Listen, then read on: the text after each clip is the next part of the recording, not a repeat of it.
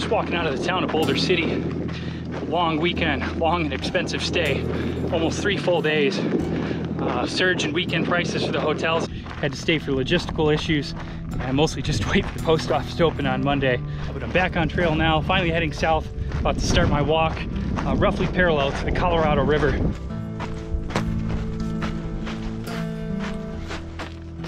Wasn't expecting this. That's pretty neat.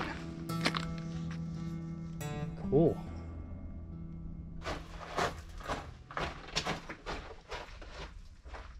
Boulder City wasn't a bad town stop. It's a good sized town, you know, about the right sized town. Not too big, not too small. Good variety of, you know, restaurants and hotels. This time of the year though, Boulder City's pretty busy, especially in the weekends. I wasn't able to get a hotel, you know, in the main part of town. My hotel was like 2 miles out of town. That meant a lot of walking for me today to do most of my town chores. I spent about 4 hours walking across town just to hit the UPS store, Jack in the Box for breakfast, post office 2 separate times, and Albertson's grocery store.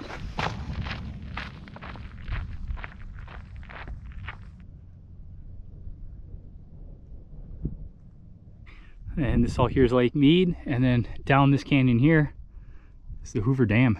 Well, here we go. That's what I'm talking about. Really haven't seen a whole lot of stuff like this. Oh yeah, that goes back a ways. Yeah, I haven't seen a whole lot of stuff like this so far in Nevada, but there's a lot of stuff like this south of here, and I'm really looking forward to exploring some of these old mines. Yeah, mines like this close to town. It'll be like heavily explored. A little bit of garbage in here.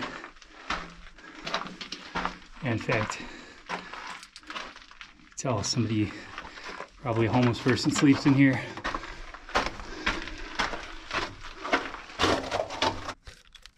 Some kind of nice druzy quartz there. Yeah, probably gold. I mean, you can see all the quartz and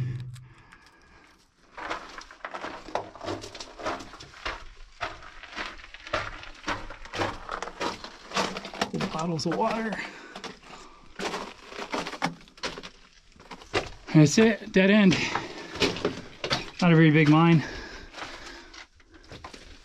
You got some black sit here. Somebody's been making a fire. Nate was here.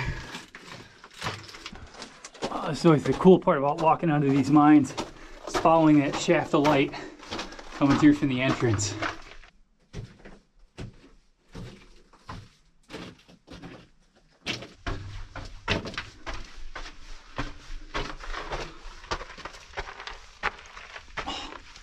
You might laugh, but I almost brought my rock hammer on this trip. I really like rock hounding and gems and minerals. I'm really getting into it. And one of the big reasons why I wanted to do this hike in this part of the country is just all the mines. There's some places in Arizona that just look like Swiss cheese from the satellite, you know? And there's gonna be a ton of this, probably more than I'll have time to explore. But for me, it's just another fun thing to do along the way other than simply walking. I think with mining, we all think about, you know, gold. That's pretty much the #1 thing. You know, when you say a mine, everybody thinks of gold. But for me, when it comes to rocks and minerals, I think I'm more interested in, you know, gemstones, crystals, and just rare minerals, you know. For some reason, to me, that's just more intriguing than gold. Wow. Well, it's Boulder City, where I came from. Kind of starting to feel like a little bit of a roundabout way to get where I'm going here, but not a bad view.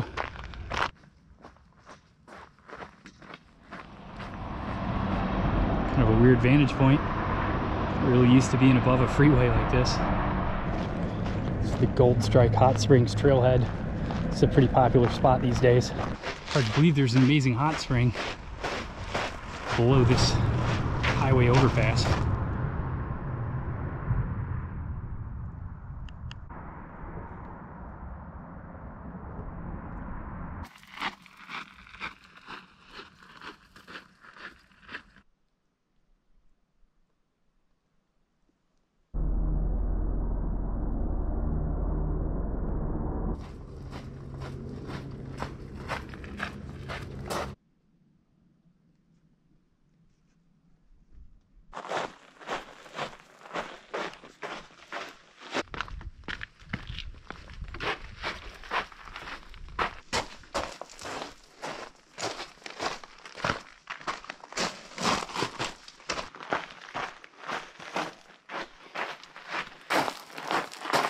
cool.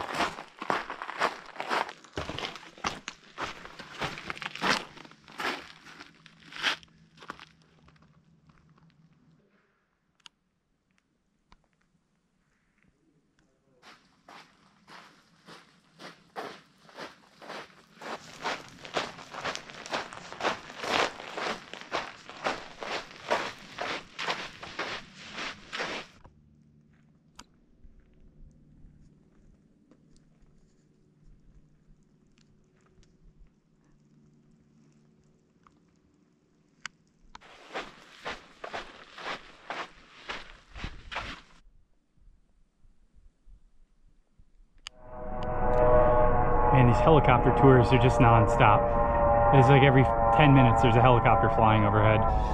And now to aid in this climb, there's been some ropes left.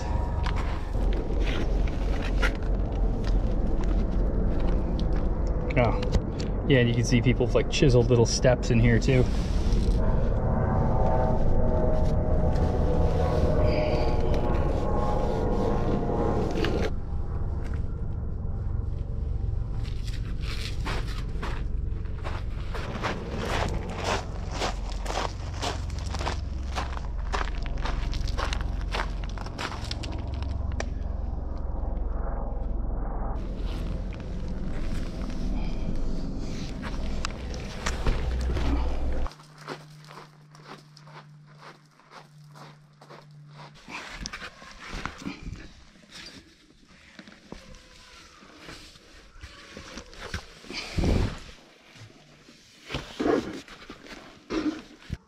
This one's like a slide. Jeez.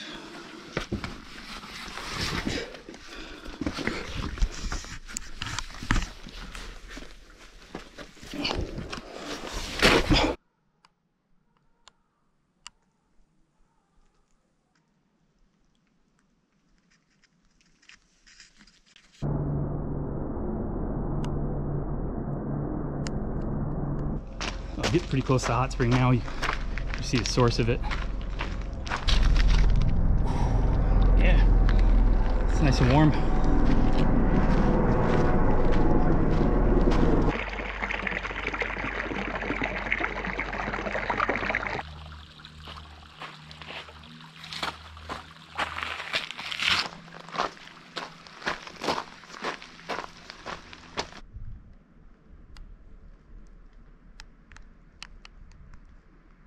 Oh wow, it's like a little mini cave here. You can hear the water coming down, trickling down through the rocks. I'm really only like quarter mile now from the Colorado River. So it's just a matter of, you know, continuing downhill. It's pretty much a dead end. I'm just gonna have to climb back up. And I've heard that there was some sort of like rock slide or something in here that like altered the course of the hot spring, and it's not like a big nice pool anymore.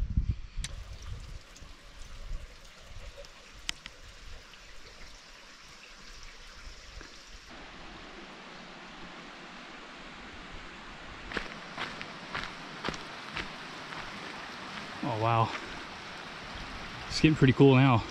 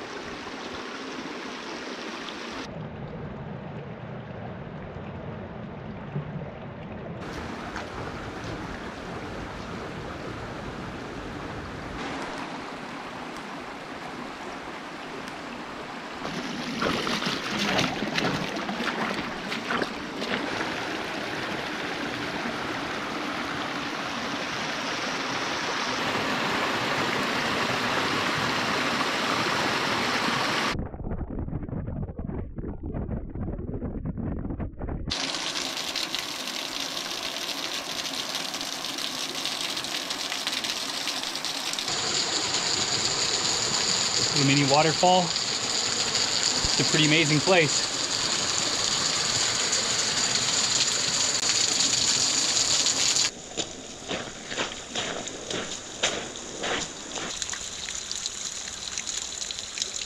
it's solid. It's like a stalagmite. All right, so the main soaking pool is right up there. There's a couple people in it, but the Colorado River is literally right here. I'm gonna check that out. It's 4 p.m. Really only get an hour of daylight, so I'm gonna camp down here somewhere.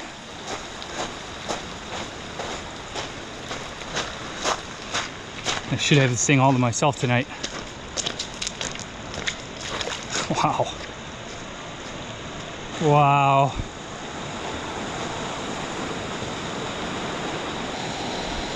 Yeah, I was hoping I'd get down to the Colorado. I'm really not going to be down here that much on my trip, especially not during like the narrow parts, you know, maybe some of the bigger parts like Lake Havasu, but it's going to be kind of a rarity. I'm going to be following this river, but really not that close to it.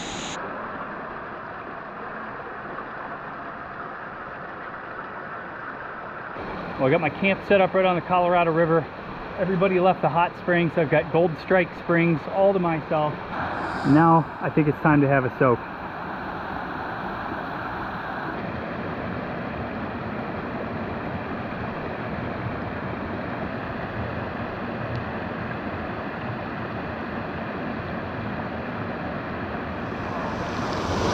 It's deep too. They dug it out nice and deep.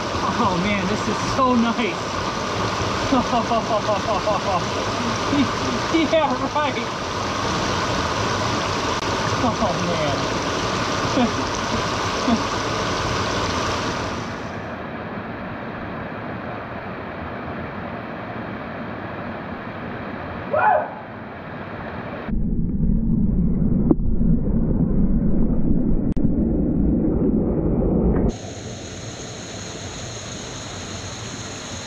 This is just unbelievable to have a hot spring like this all to yourself. I guess nobody camps at these kind of things.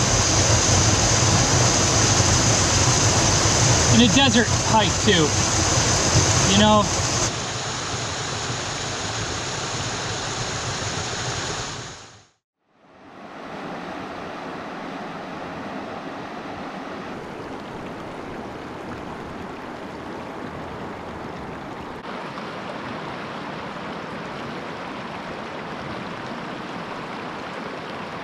So while I was in Boulder City, I got an Uber that took me up to Henderson, went to the Walmart, got myself a new Sawyer filter, and this thing's flowing like a champ.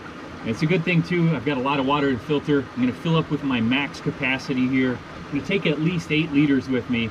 I'm gonna be walking 2 full days on ridge lines like that one behind me there. It's not gonna be any water, so I need to take everything I can handle for that.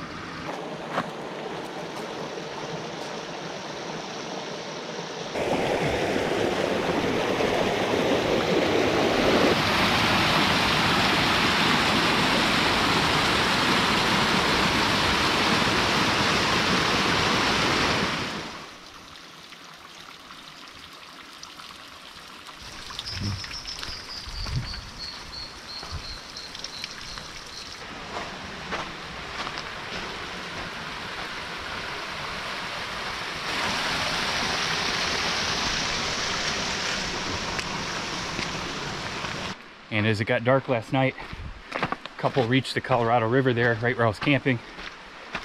And spent a few minutes there. It was pretty much dark at this point. And they said, you think a boat could come and pick us up? And I was like, no. And you know, I asked them if they had headlamps. They said no. And I said, well, we're gonna have to do it by cell phone then.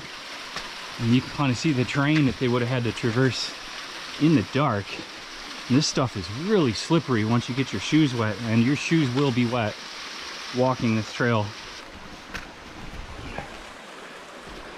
So I'm sure they had quite an adventure making it up all this stuff in the dark.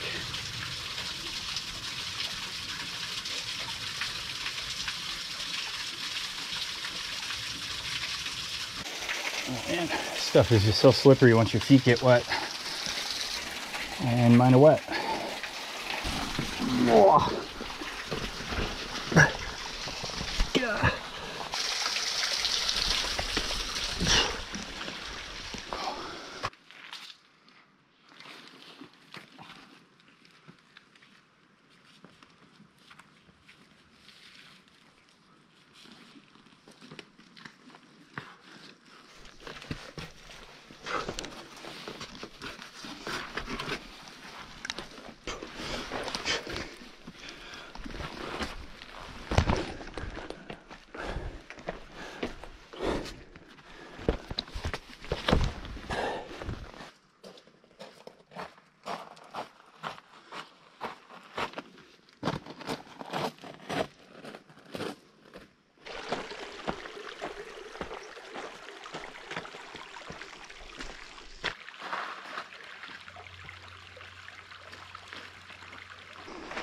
And basically now I'm just backtracking for like, I don't know, a mile.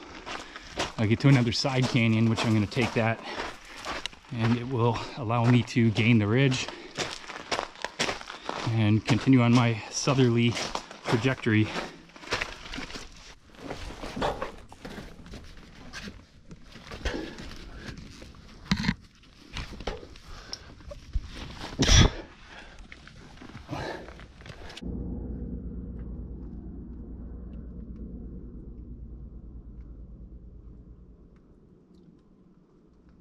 So yesterday I came down here, this canyon here that leads down to Gold Strike Hot Springs. This morning I walked my way back up to this point, and now I'm going to take this canyon, which is going to lead me to Boy Scout Hot Springs.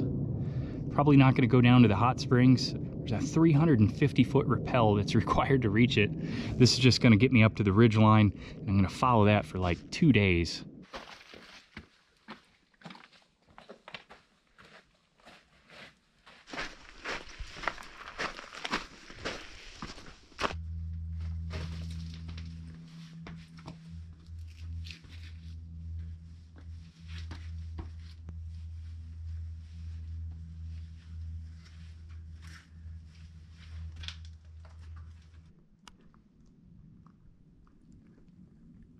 I'm gonna drop down here, get down to that wash, follow that for a little bit. Ultimately though, I gotta head uphill. And this is the general terrain I'm working with so far. Kind of like Gold Strike Canyon, except without all the ropes and stuff in place.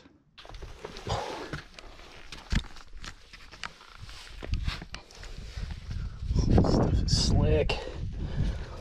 She's slick, boy.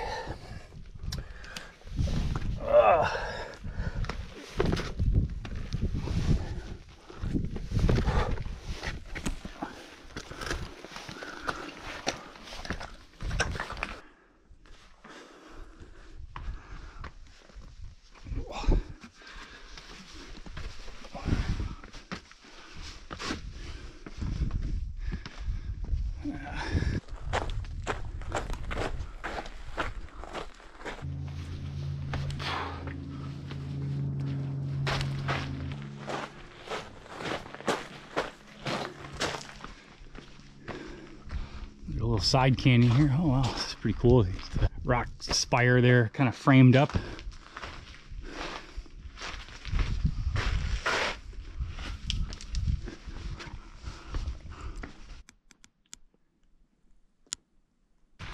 Really digging this canyon so far. You tell it doesn't get a lot of use. I mean, you know, like pretty much zero. It's not looking the easiest route, but looks can be deceiving. Sometimes you just gotta start working your way up these things, and then you'd be surprised they just end up being passable. Oh wow, little pothole of water down there. Really haven't seen much like that on this trip yet. Huh.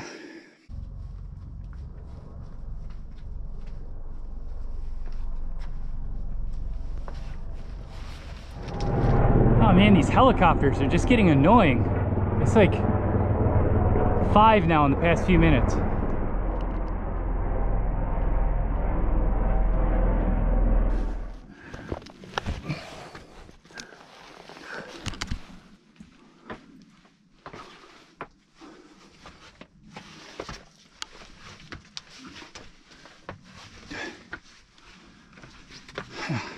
Another pretty big pothole there.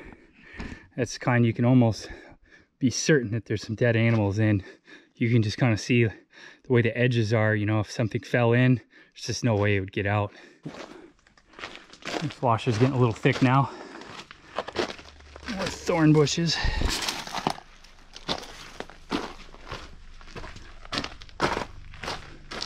And here's yet another pool of water. You know, I would filter that if I needed it, if I didn't have 8 liters on my back.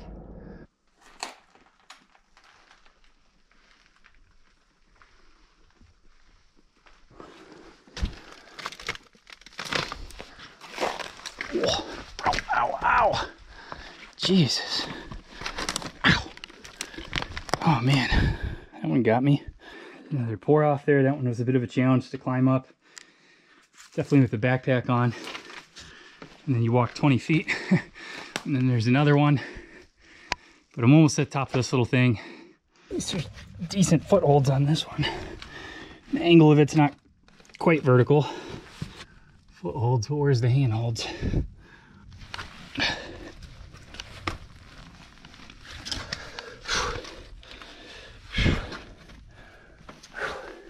You got another skull here. Little horn nubs there. Another bighorn sheep, I guess. Oh, this section has been more scrambling, I think, than hiking. Oh man. I'm not gonna want to come down this one, that's for sure. Oh god. I didn't have this camera in front of my... Oh, there goes that little tree, my little shrub there. Oh man, if I didn't have this camera in the front of me, I'd hug these walls a little closer. Oh yeah, there's a good handhold right there. Okay, okay, come on. Oh man, this pack's just heavy. Too heavy to be doing this climbing. Oh, good handholds. Better than the footholds at the moment. All right. Yeah. All right. Here's a look at the series of pour-offs I just climbed up through this canyon.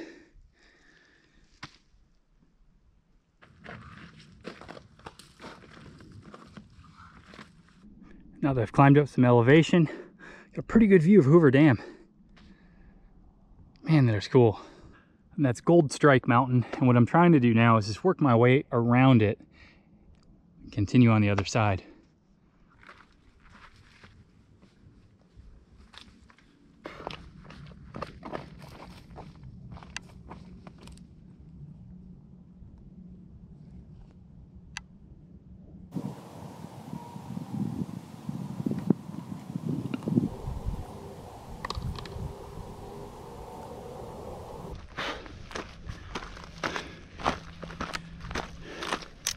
Now that I've rounded Gold Strike Mountain, I'm gonna have to drop down to this canyon here, follow this for a little bit, and then I'm gonna gain the ridge at some point over there, and then I'll be up high for quite a while.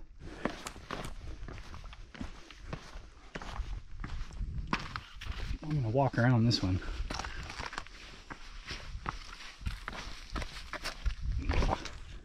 I'm dropping down into this canyon now. Just kind of back into the same set of obstacles I was dealing with for a while most of this morning. Kind of looking forward to getting up on that ridge, just staying up there. Yeah, we got 25, 30 foot here. Got my route down here though. Nice little cave too. Half cave. Right.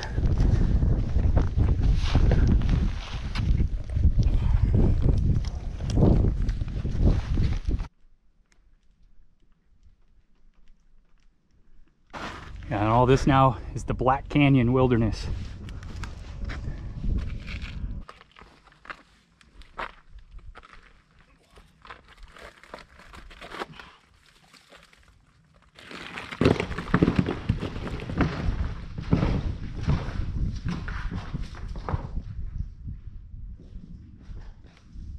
Gotta watch those handholds.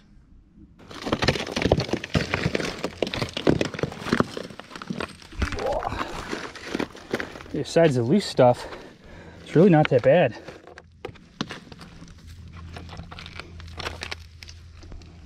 Besides the stuff that sucks, it's actually pretty good. Guess I could have phrased that better.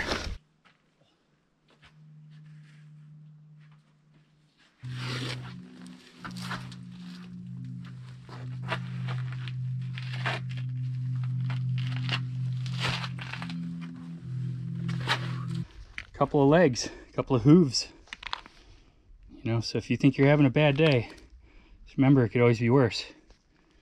You Been missing a hoof or two. Oh, here's the rest of them. Man, that reeks.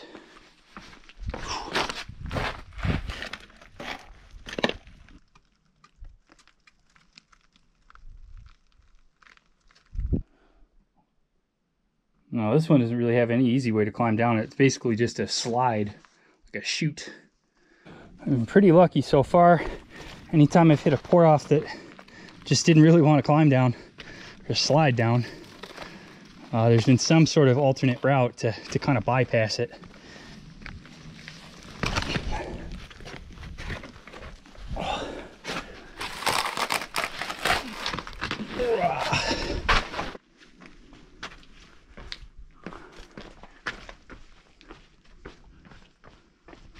This canyon's getting a bit dicey.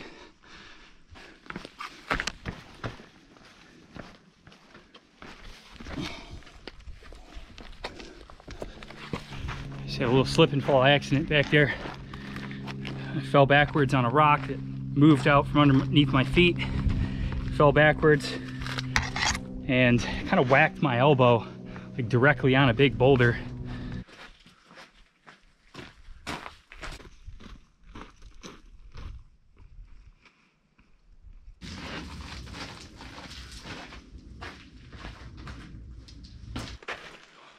Man, just when you think you're done with the slot canyon stuff and the thing is opening up, it narrows again.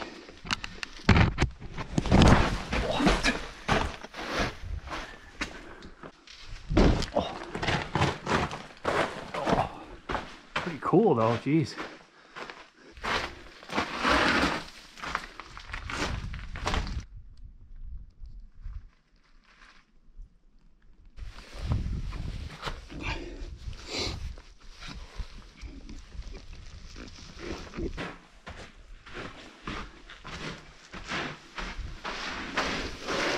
Yeah, finally out of the canyon I've been working my way through for the last hour and a half or so. Now I'm in this wash. If I go this way, it's going to lead me to a 350-foot pour off. So we're going to go this way.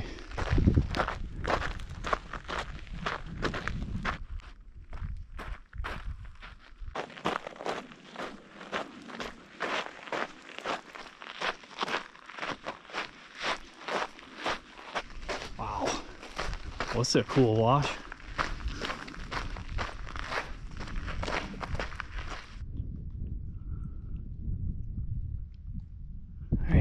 Now I'm leaving this wash behind, and it's time to start climbing up again.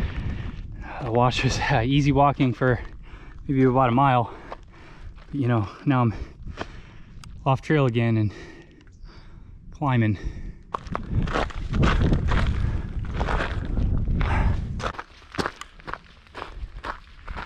And this now is the final approach to the ridge line.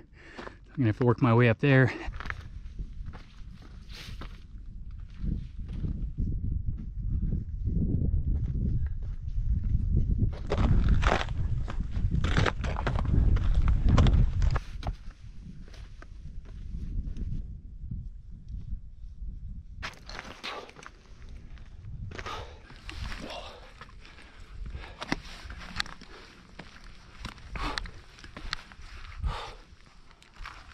Right, pretty much the top of the ridge line. Honestly, I'm gonna keep climbing and climbing. The ridge just goes up and down, up and down. I'm generally gonna keep climbing up though in elevation for a couple of miles at least until I hit the high point.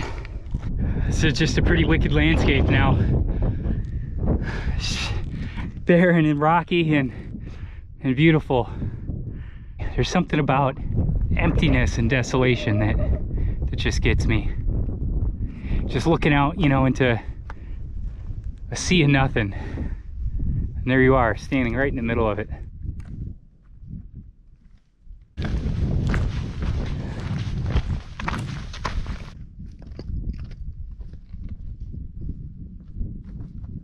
Yeah, and down here in the canyon is the Colorado River, and you can't quite see it. But when I say that this route is basically paralleling the Colorado River, this is essentially what I mean. I'm going to be up here on these mountain ranges, at best, looking down on it. I probably won't see it. And if you look over here, there's a 4x4 road. It's not going to get me too far, maybe a mile, but I'm definitely going to follow it. No way. No way. Look at this view. That's incredible. The Colorado River down there. It's just like having the Grand Canyon to yourself. Man, this is so cool.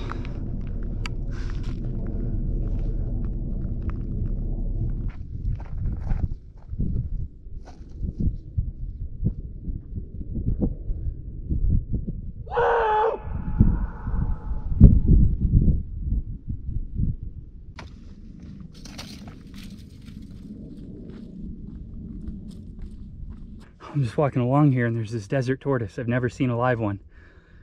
I stepped like 2 feet away from him and he just hissed at me. Literally scared the shit out of me.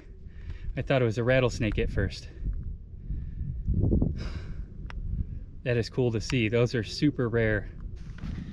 You know, as barren as the desert looks, it's just so full of wildlife, you know? I'd have to say I see more wildlife in the desert than I've ever seen in the mountains. Hands down. The desert is definitely a special place. A lot of people are afraid to come out here. The snakes and scorpions and all this stuff, you rarely see those. You see butterflies, hummingbirds, tortoises, bighorn sheep, everything but the stuff you're afraid of.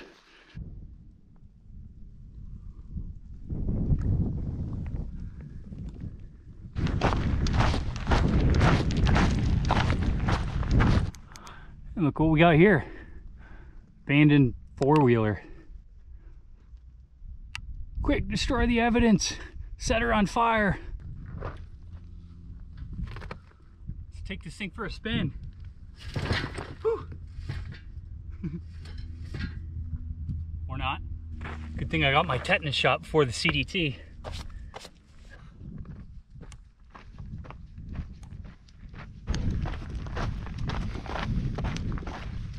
Well, my road is ended.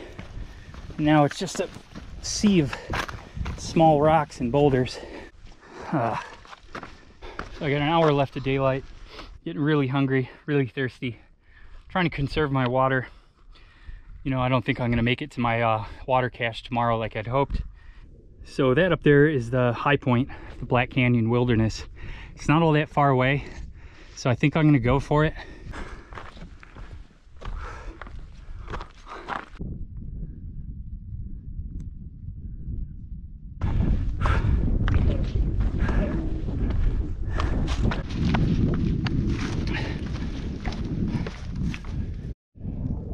Here we are on the summit. Don't really have a lot of time to spend up here. Really got to work my way down. And as you can see, the ridgeline I want to take is a little bit dicier than probably the way I came up. Man, what an awesome view. Place to be at sunset, you know. Although it's steeper on the way down, the good news is it's an overall shorter distance. And even better news, looks like a road there. So, you know, I should have some sort of spot right along the road to camp for the night. The train really cleared out now. This is perfect. Now I can just run my way down and hopefully get down there before the sun sets. Well, technically it already set, but you know, before daylight fades into complete darkness.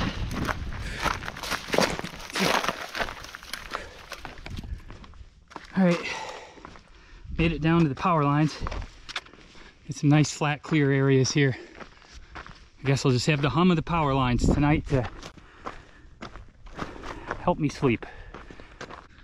Probably be a pretty nice view in the morning. I mean, besides the power lines and stuff, but yeah, it's amazing how things work out.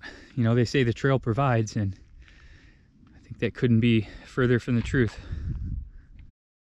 Yeah, last night was a pretty shitty night, to be honest. Car that pulled up here around 7 p.m.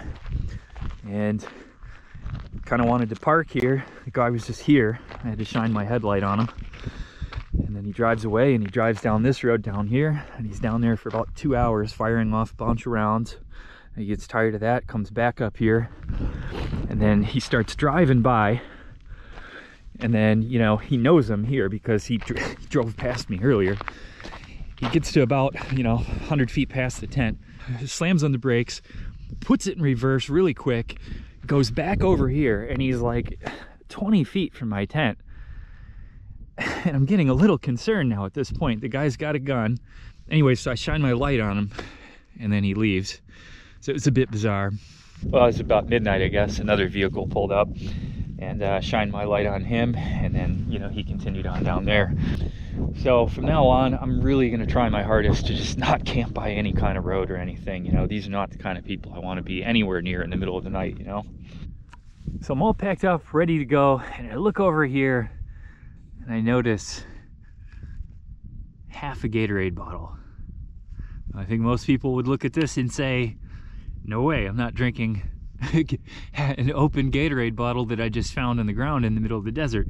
However, when you're on a thru hike, you do shit that you wouldn't normally do. So I'm gonna go ahead and be the dirty piece of hiker trash that I am and drink this Gatorade.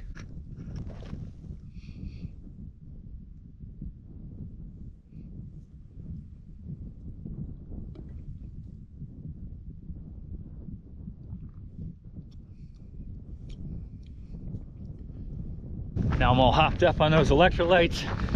Feeling pretty good, actually. That was, oh man, it was a good call. Glad I drank that. I've reached a new low in life.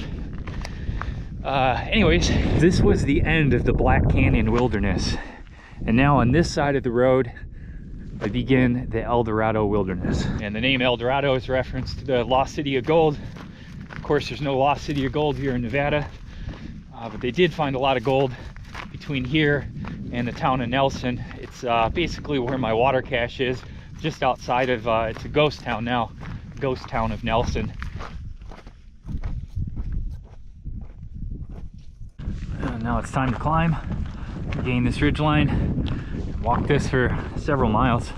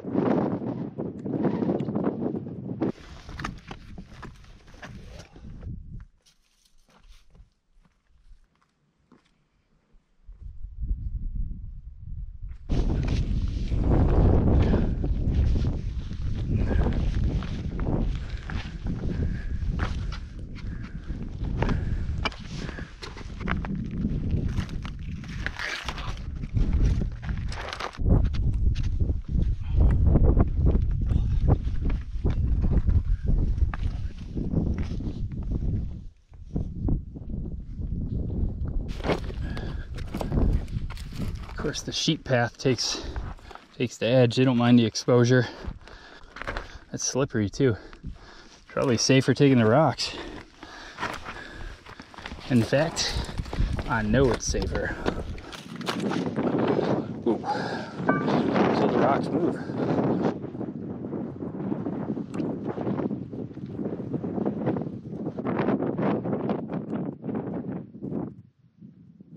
Another dead tortoise shell all the way on top of this peak. This one's pretty far gone. Yeah, things just crumble into bits.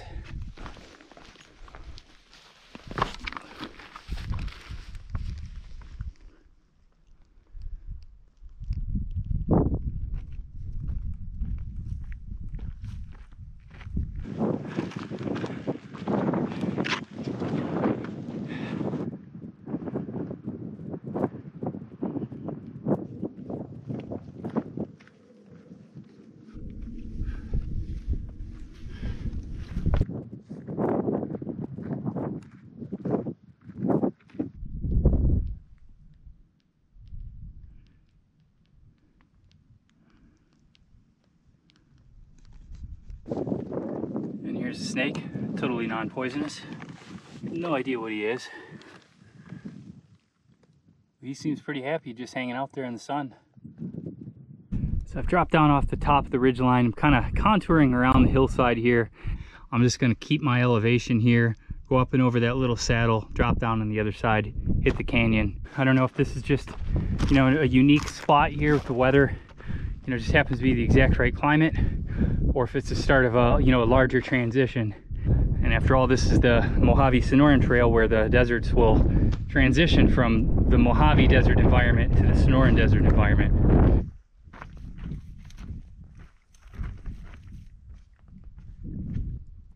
Well, you know, at least this wash looks like it's going to be pretty easy to walk. And clearly no canyoneering here. It's just nice to look ahead and say, that doesn't look hard for once. Yeah, and almost immediately after going over this little saddle, I've been finding a lot more chunks of quartz here.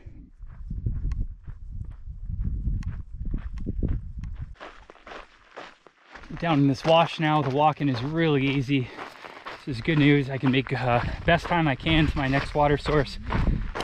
I still don't think I'm going to reach it tonight, but I should reach it early morning tomorrow. And this section overall is probably the driest section. I'm going to end this section with a 20 something mile water carry as well.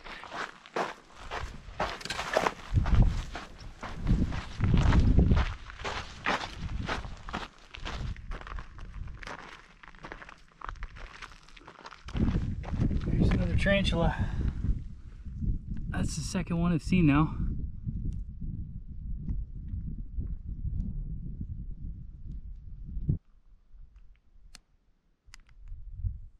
This would be the camp spot if I was ready to camp for the night. A perfect flat spot, really. Nice little elevated view. But alas, it is midday. Really would like some shade right about now. I'm ready for lunch.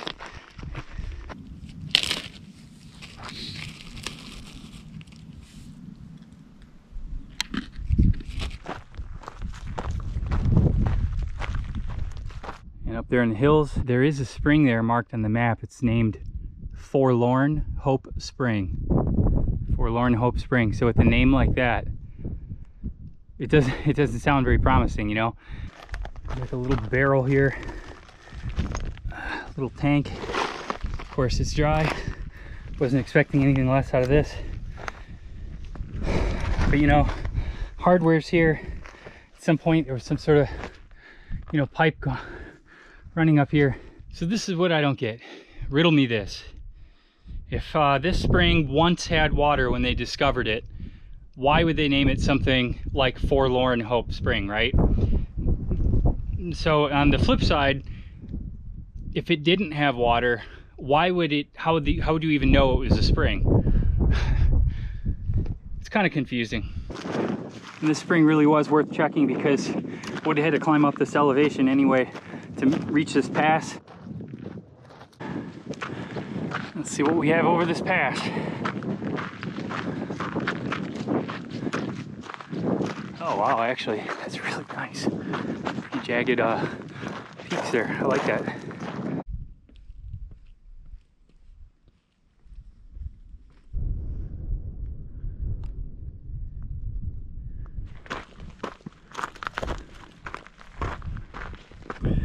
And now it's time to head down this drainage here. That's going to lead me to Oak Creek Canyon. Every time you make forward progress, you see the canyon walls at a different angle. And they expose like a different depth to them that, you know, wasn't immediately obvious from the previous vantage point you had.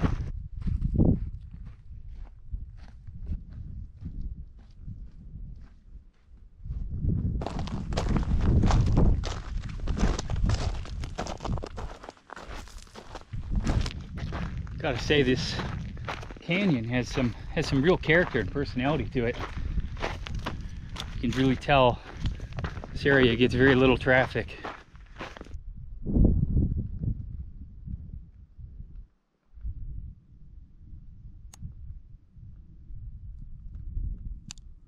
So here's a good comparison. This is the silver cholla, and this whole field over here is just the teddy bear cholla or the jumping cholla.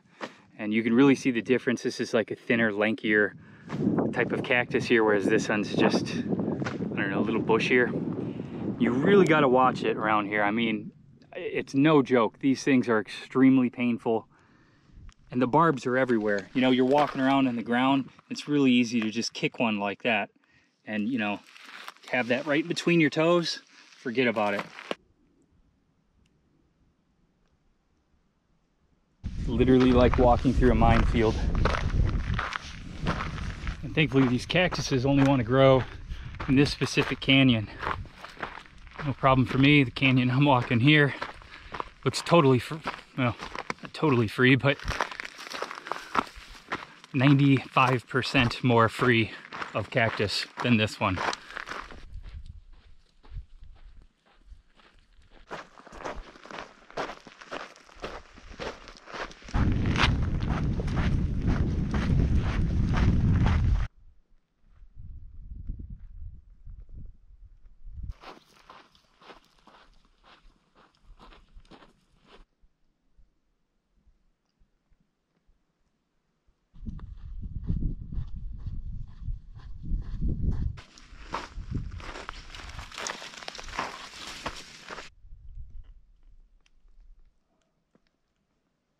This whole canyon has just been awesome.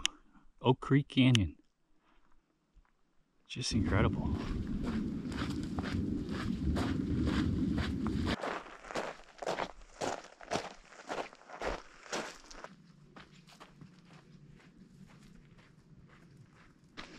And getting close to the top of the canyon now.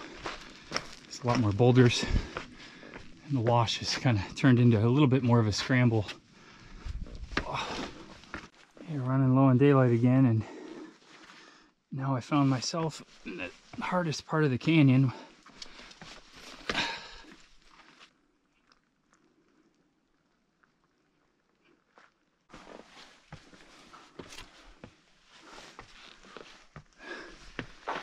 Still not at the top of the canyon, but I think I'm past like the worst of the boulders. This looks like it to me. I think I'll camp here tonight in a nice protected spot from the wind.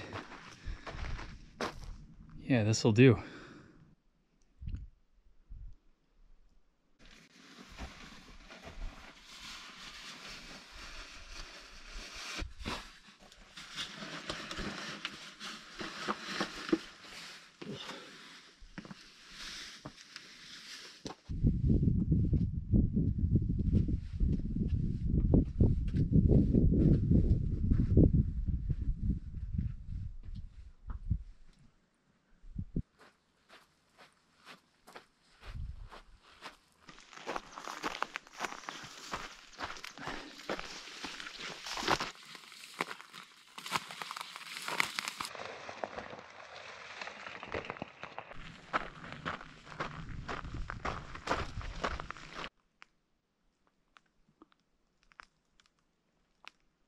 So I'm just walking along here, and then all of a sudden I see a ton of quartz, but you can see how this whole thing here is just sparkling, and that's called druzy quartz. Druzy quartz. So that's pretty neat. And then this one's particularly interesting. You can kind of see the like the banding here on this layer, and then on the inside this would have been part of like a pocket. So this is pretty cool. I love finding this stuff.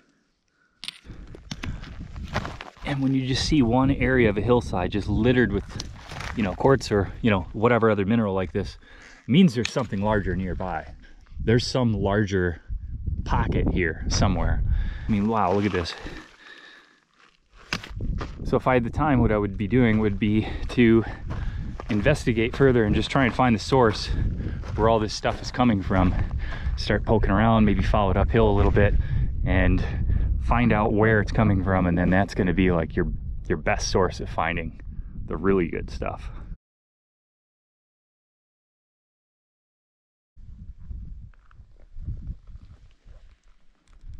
Here's the first look on the other side. Wow. Yeah, I didn't realize you'd be able to see the Colorado River and everything down there, and I gotta find my way down this, and then in this valley here, I'm going to follow this valley, and then probably right on the other side of this big hump here in the middle is where my water cache is.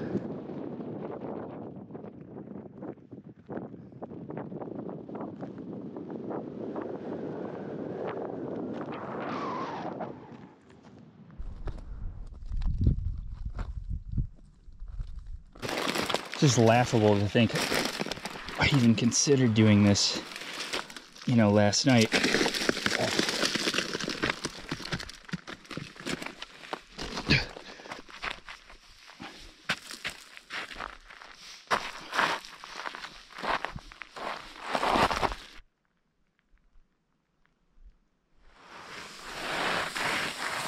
This kind of loose stuff I really like.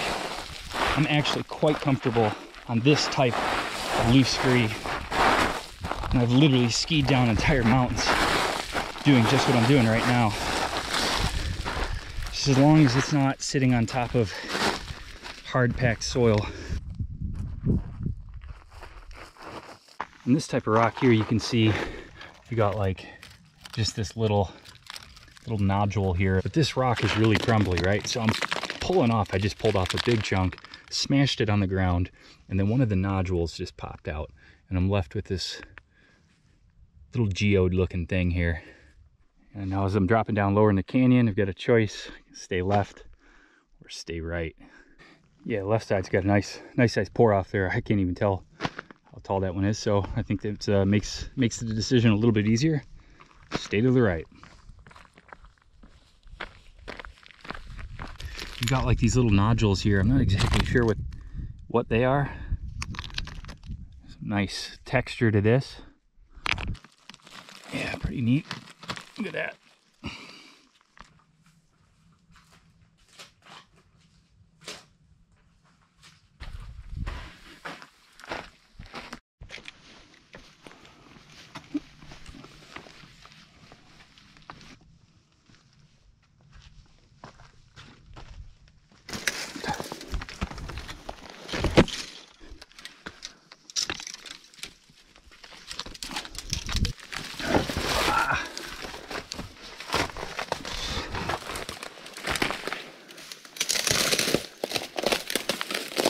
All those little nodules I was finding earlier, found one here, and inside it's full of quartz crystals. So they're basically geodes. This one's a little bit too big to take with me.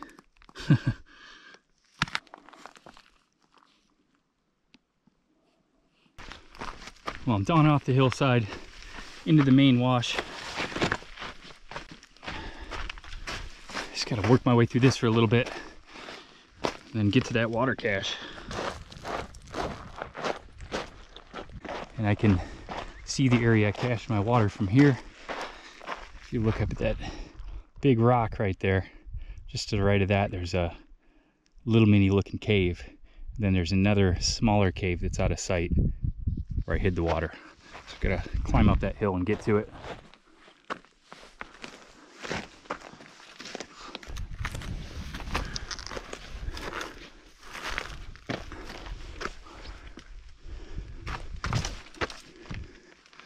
I don't think I put it. Oh yeah, it is here. Oh, I see it. Yeah, that's right. I forgot I put that rock in front of it. That was a good call too, because that way anybody who comes up here or from down on the road wouldn't see the reflection of, you know, this bottle. And there you have it. 1 gallon of water.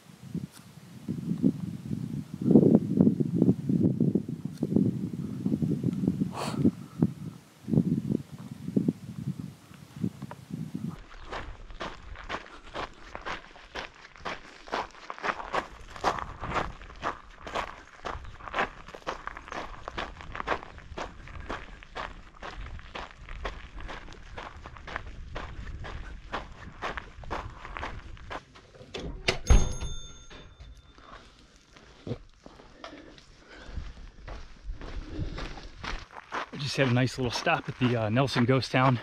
We do have one fridge with a couple of cold drinks. And, you know, I told the lady what I was doing. I said, hey, you know, I just walked here from Boulder City and just kind of want a cold drink. And opened up my backpack to pull out my wallet. She said, oh, don't worry about it. Sitting there in the store. The owner basically walked in. He said back in '76, he did the lowest to highest route, you know, from Badwater and Death Valley all the way to the summit of Mount Whitney. And I thought that was really cool. I mean, that's almost 50 years ago. And he did a couple other longer walks. But then he had a family, and, you know, it's kind of the end of that.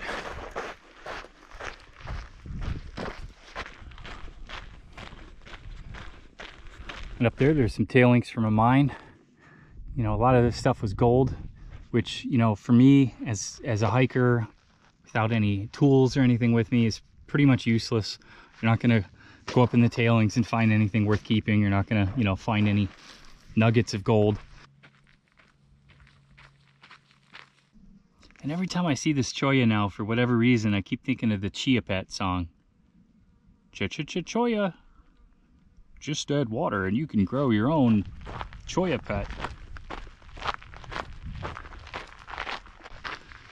It looks like an abandoned, I guess you'd call it a cabin.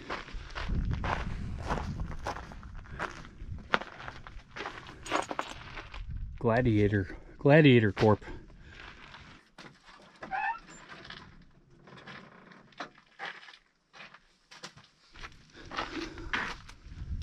Damn.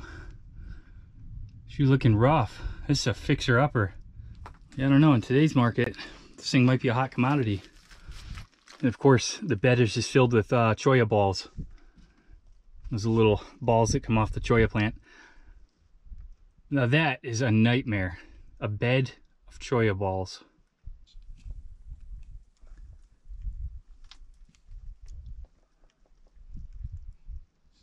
I knew I shouldn't have walked through there. They got these Cholla. Ow! Ow! Oh my God, that is so painful. You can't grab that with your fingers either. You might be thinking, no big deal, right? Just one prickly little cactus plant.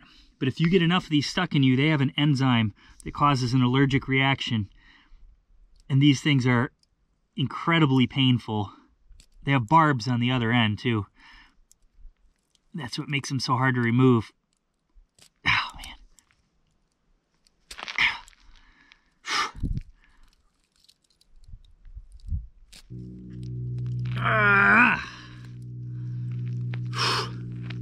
A truly horrible plant. I heard a story about a guy that, you know, fell into one, and, you know, they were just all over his arm, back of his neck and stuff. He had to go to the hospital, had to get morphine, and it was like 3 hours of pulling needles out of him. I was trying to read the barrel here. I think it says Conoco oil. Right next to the cabin is all this debris. Basically see where they were mining before in this little area here. Most likely gold. The miners would have slept right here, right on site, you know. Honestly, not a bad way to live. You know, if I had a mining claim, to be able to live right on site, just kind of get up in the morning, go mine for some gold, sleep right here in this cabin. Wouldn't be a bad way to live, in my opinion. Well, the road I was on ended. Now I'm off trail for a bit.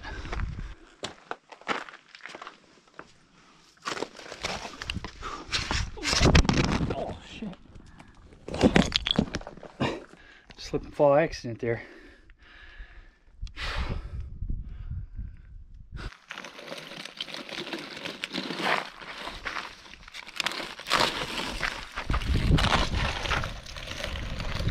Up on the top of the hill there is the Plata mine.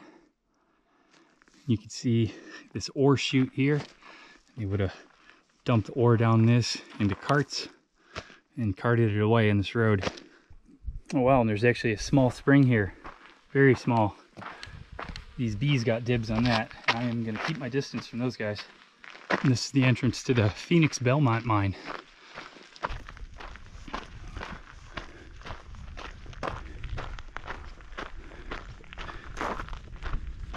Floor is fairly sturdy. Hey man, this thing's got drywall in it. Can't be that old. They had electricity.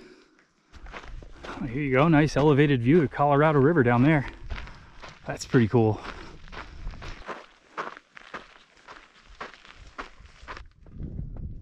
That one's all caved in. It's pretty much done. So the water from my water cache has just got a really nasty chemical type plastic aftertaste. So it's good to have these drink mix squirts for times just like this.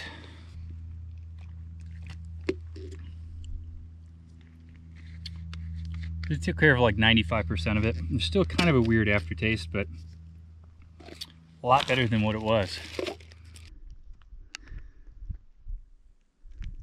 Here's a pretty good elevated view of the whole Belmont Phoenix mine complex.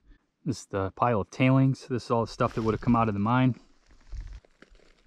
And a lot of times with copper, I believe you get galena or lead. So that could be what that is. And then, you know, this is pyrite here, fool's gold. And that's what causes this rust stain color. It was fun exploring that mine. That's the kind of mine though you really need some more tools, you know. I really need a rock hammer to start cracking some rocks open. And I'm going to take this road this way. There's supposed to be a guzzler, a small game guzzler. And a guzzler is basically, it's like a man-made water collection device so that any rainfall can be collected instead of just seeping into the ground. That way animals have something to drink. And it's usually an initiative that is done for hunting. And last year on my Basin and Range Trail through hike, I used a couple of guzzlers along the way, but they were all big game guzzlers. So they were larger collection devices. This one's a small game guzzler for game birds, basically. And there it is, there's the guzzler. Small game guzzler. And the way these work, water falls on this big roof thing. You can see a gutter here that just channels all the water down into this tank down there. Now, normally these are a bit easier to access, the big game ones, but because this is a small game guzzler, you know, birds and, you know, whatever animals can access it, you know, even though it may be difficult for a human.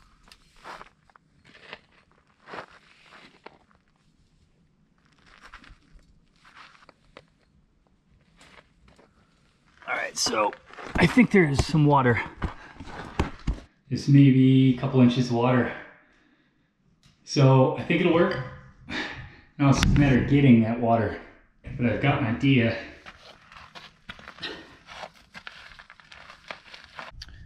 All right, so my plan is I'm gonna take a small rock, put it inside here to weigh this down a little bit, find the cleanest one I can, and then tie a string around this and lower it in there and hopefully pull out water.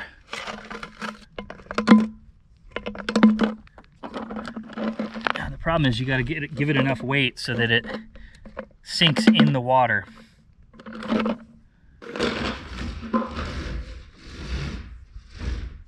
I got to get the mouth to go underwater, and it's not really wanting to do that. We'll just throw it. There we go. Throw it. But see, now it's just floating. I can't get that mouth to go underwater.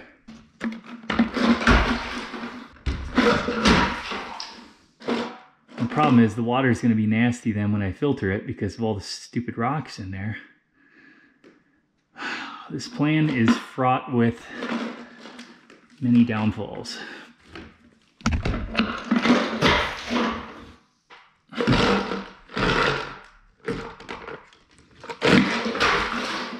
This is not working.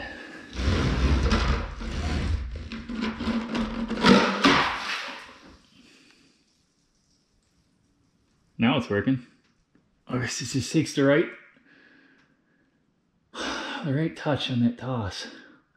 And the things you do for water in the desert.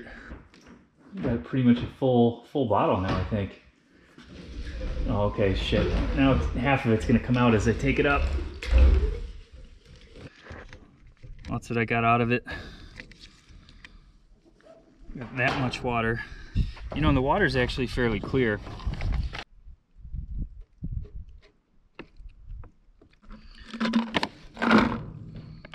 Yeah, so I got, not quite a liter, but do that a few more times and I got myself some water. It was all working fine until the string came off my Gatorade bottle, so now I lost my Gatorade bottle. All right, actually, yeah, we'll reach. It's just a matter of getting it up this little ramp now, This branch is pretty weak. This bottle's full of rocks. You gotta thread the needle here and like get it in there. Oh, look at that. Oh, heck yeah.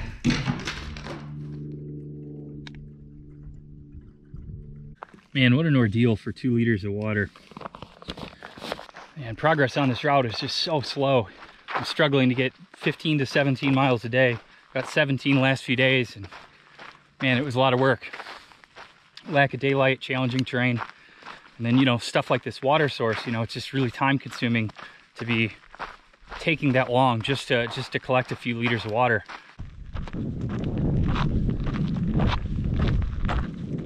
This is a dry well. You can see the tank over here is also dry. And this is stuff I could see from the satellite, so it's really no surprise to me. That's why I got water from the guzzler. What a cool area though. These rocks are quite a bit different than anything else I've seen along this route.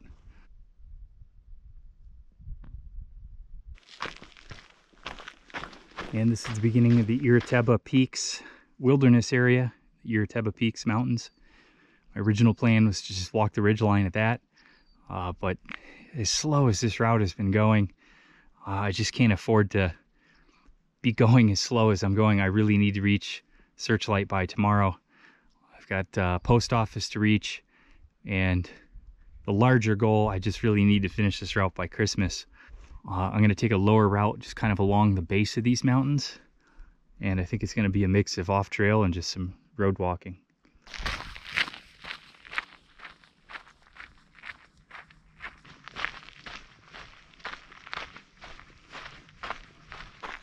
Here's another guzzler. Here's a beer bottle. Man, those animals are getting drunk.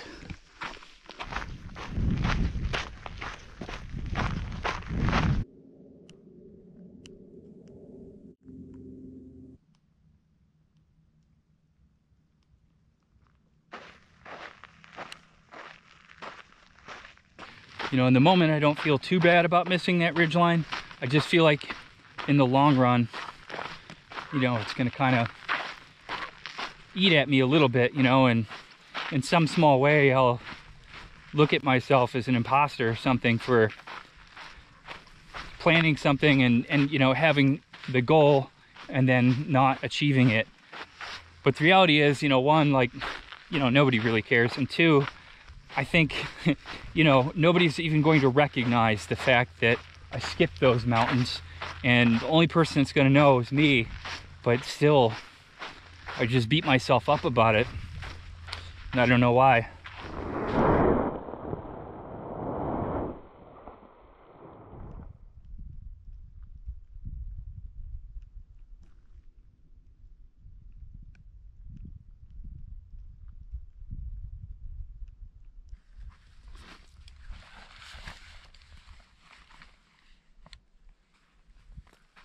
It was a cold night last night. I had my base layer top and bottoms on, and this morning I've got my pant legs on for the first time this whole hike.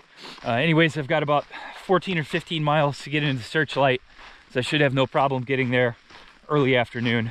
So I couldn't see what they were because I had my tent all zipped up, but around 5:30 a.m. this morning, some birds were just buzzing my tent. You could hear their wings flapping. I mean, they were right above my tent, and they were circling around and just making several passes. So I don't know what their deal was. Never had that happen before. This is a Joshua tree. It's the first Joshua tree, the only Joshua tree I've seen on this whole hike.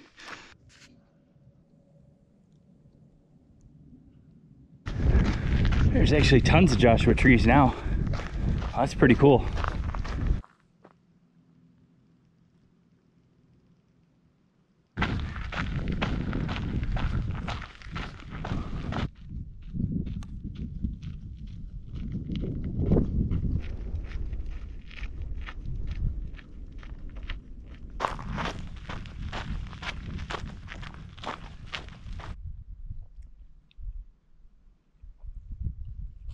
And the landscape now is just completely covered with Joshua trees, which is really cool. And I think even cooler than that is the fact that, I was walking and saw the first one. There were none in this valley, in the northern part of Eldorado Valley.